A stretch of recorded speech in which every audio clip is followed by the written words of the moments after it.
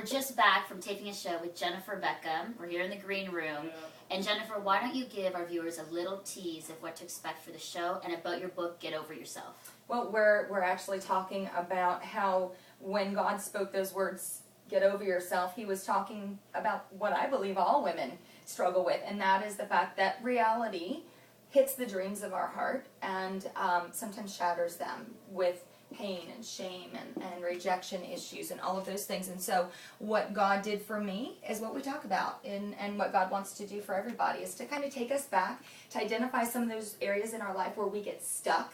We get stuck in the insecurities and the pain and the shame of life, and we don't ever are able to move on. It affects our relationship. It affects how we mommy. It affects how we have friendships with other women. So we talk about all those things. We talk about on the show and also on the book, and it's really about getting unstuck. Right, and so the whole get over yourself, just a little bit of what that means. Get over yourself, you know? It's kind of like a little bit of a statement, right? It is. It's a statement, but it's more of a command that I think that God would have for us is to get over the past, the pain, the shame, the insecurities.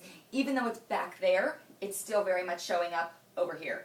And so we've got to go back and deal with some things so that we can use the pain of our past for our purpose. Because as Christians, we're not called to be perfect. We're called to be human, real, tangible, with love and compassion and grace for others. And it is in those experiences in our past that we can, if we do it right, that we can enlarge our heart for other people that have struggled just like us.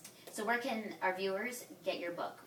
That book everywhere in stores, but also getoveryourselfnow.com, and there is actually an 11-week Bible study that goes right along with it, so that women in small groups and in churches can roll up their sleeves and go back to go forward, because you got to go back sometimes before you can move forward. Thanks, Jennifer, and for all of you, make sure you pick up the book Get Over Yourself, and make sure you watch this show. Bye-bye. Bye.